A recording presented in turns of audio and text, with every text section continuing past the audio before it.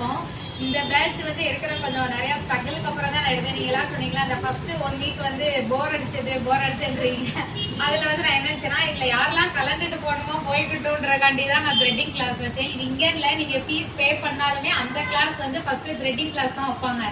ஏன்னா அதுக்கு ரொம்ப பொறுமை தேவை. இந்த த்ரெட்டிங் கத்துக்கிறதுலதான் இருக்கிறதுலயே பியூட்டிஷியன்ல கஷ்டமான ஒண்ணா இந்த த்ரெட்டிங் தான். மத்த எல்லாமே கிரீம் போட்டா டக்குன்னு பளிச்சுன்னு ஆயிரும். ஆனா இதுல நீங்க ஒரு முடி தப்பா எடுத்தாலும் டோட்டலா க்ளோஸ் ஆயிரும்.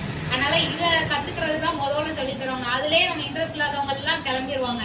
ஏன்னா கிரீம் வந்து யாருனாலும் போட்டலாம். ஆனா பியூட்டிஷியன்றது நான் திரும்ப சொல்றது நம்ம அடுத்தவங்களுக்கு சர்வீஸ் பண்றதுக்கு ரெடியா இருக்கணும். நீங்க எல்லாரும் இப்ப உள்ளவங்க விருப்பப்படுறது எல்லாமே மேக்கப் ஆர்டிஸ்ட் கோர்ஸ். வர்ற ஃபியூச்சர்ல பியூட்டிஷியனே யாருமே இருக்க மாட்டாங்க. எல்லாருமே வந்து மேக்கப் ஆர்டிஸ்டா மட்டும்தான் இருப்பாங்க.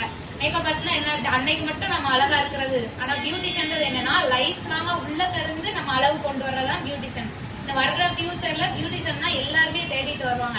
எல்லா இடத்துலயும் மேக்கப் ஆர்டிஸ்ட், பிரைடல் ஸ்டுடியோ இந்த மாதிரி நிறைய இருக்குமே தவிர யாருமே பியூட்டிஷியன் அப்படின்ற வேர்டே இல்லாம போயிடும். அதை எல்லாரும் தேடுவாங்க.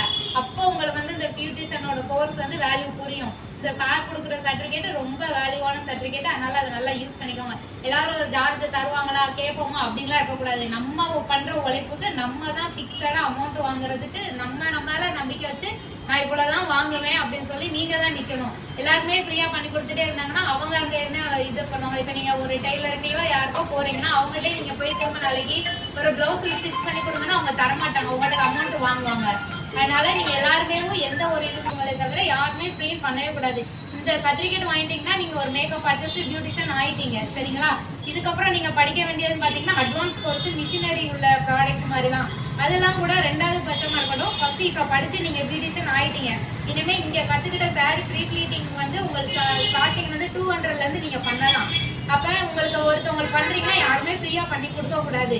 அது ஃப்ரெண்டா இருந்தாலும் சரி, ரிலேட்டிவா இருந்தாலும் சரி, கண்டிப்பா 200 வாங்கணும். ஏன்னா நீங்க இத்தனை நாள் உங்களை என்னதான் ஃபீல் இருந்தாலும் உங்களோட டைமுக்கு ஒரு வேல்யூ இருக்கு இல்லையா? நீங்க அந்த டைமை ஒதுக்கி வந்து படிக்கிறீங்க. அப்ப அதுக்கான வேல்யூவை நீங்க அவங்கள்ட்ட சார்ஜ் வாங்கணும்ல. இப்ப மெஹந்தியோ சாரி ப்ரீ ப்ளீட்டிங்கோ ஃபேஷியலோ பண்றீங்கனாலுமே உங்களுக்கு வந்து அந்த ஊக்கோ கிரீமோனாலும் ஃப்ரீயா யாரும் தரமாட்டாங்க. அதனால யாரும் ஃப்ரீயா பண்ணுங்கன்னு சொன்னாங்கன்னா எனக்கு வந்து கடையில வந்து நான் காசு கொடுத்துதான் வாங்குறேன், எனக்கு யாரும் ஃப்ரீயா தரல, அதனால நான் ஃப்ரீயா பண்ண மாட்டேன். நம்ம ஒரு குருவா இருக்கிறவங்க சொல்லி தரது என்னன்னா யாருமே எதுவுமே ஃப்ரீயா பண்ணக்கூடாது. ஒரு பரதமா இருந்தாலுமே குருட்ட கேட்காம எங்கேயும் நம்ம ஆடக்கூடாது.